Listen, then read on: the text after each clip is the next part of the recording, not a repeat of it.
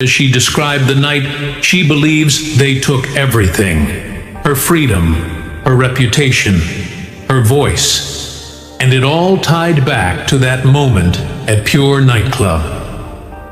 "You know what's worse than losing your mind?" she said. "Being told you did, when you know someone else caused it." Britney described waking up the morning of September 9th, 2007, just hours before the VMAs, with her entire body trembling. Her coordination was off, her muscles weak, her memory fragmented. "I wasn't hungover," she told the court. "I was tampered with." She testified that after the performance, where she was mocked relentlessly by the press, she was rushed back to her hotel. That's when Lou Taylor called her directly for the first time. "You need structure," Britney remembered her saying. "We can help you." Lou then allegedly offered to arrange treatment and media damage control. But there were strings attached. Within a week, Britney said her legal documents began changing. Power of attorney started shifting. And suddenly, people she never hired were managing her medical and financial decisions. Then came a crucial revelation. Britney claimed that she later learned Diddy had called Lou Taylor directly after the VMAs. He told her, "I was too far gone." He said the public saw what they needed to see. Britney paused, swallowing hard. That's how fast it happened. One night, one performance, and suddenly, I didn't own my life anymore. She then testified that the same night, someone had tried to contact her. Someone from the venue staff who allegedly witnessed her collapse backstage and tried to report it. But they never got through. I was told later that Diddy had connections with every major media outlet that covered the VMAs that year. That's why the narrative shifted so fast. From "she had a bad night" to "she's out of control." That narrative justified everything they did next. Her voice rose slightly. "I didn't break down. I was taken down." The room remained still, stunned. Jurors blinked slowly, some visibly emotional.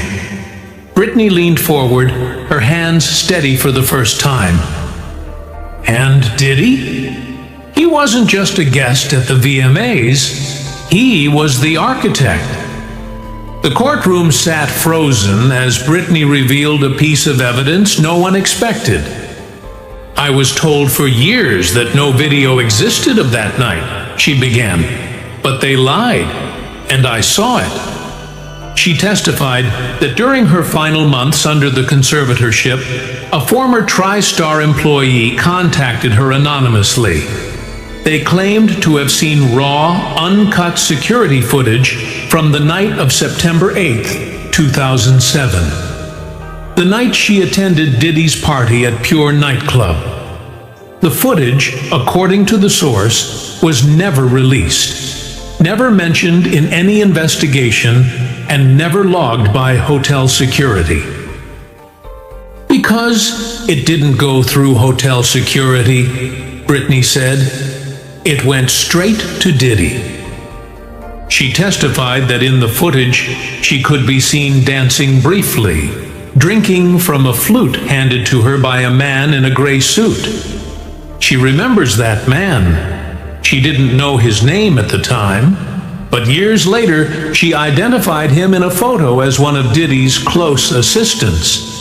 In the video, Britney said she begins to stumble, then sits down, visibly disoriented.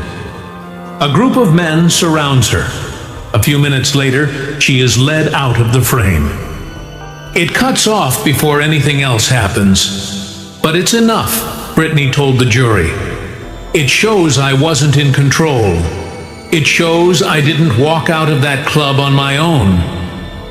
She described how this footage was allegedly shown to Robin Greenhill and others inside TriStar's office. Not to help her, but to file it away as insurance. Leverage.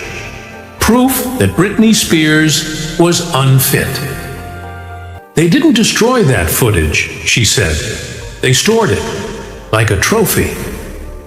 Britney then claimed the anonymous whistleblower told her that TriStar and its affiliates had dozens of similar tapes, not just of her, but of other artists. She said the tapes were referred to internally as insurance reels. They filmed girls at parties, at hotels, in bathrooms, Britney said, trembling. And Diddy had access to all of it. He didn't just film me, he kept me. She paused, then looked directly at the jury. Do you understand now why I couldn't get out? Why every time I tried to speak, they had something to hang over me? That performance at the VMAs? It wasn't a meltdown, it was evidence. Evidence that they used to lock me away. She turned toward Diddy for the first time. And you watched it all happen. You let it happen. And now you don't get to hide behind money and champagne. As Britney gave her final testimony, her voice no longer shook. It rang out, not just with pain, but with fury. I want to say this clearly for the record, she began. I am not crazy. I was caged. She looked at the judge, then at the jury. They made me a joke. They painted me as unstable.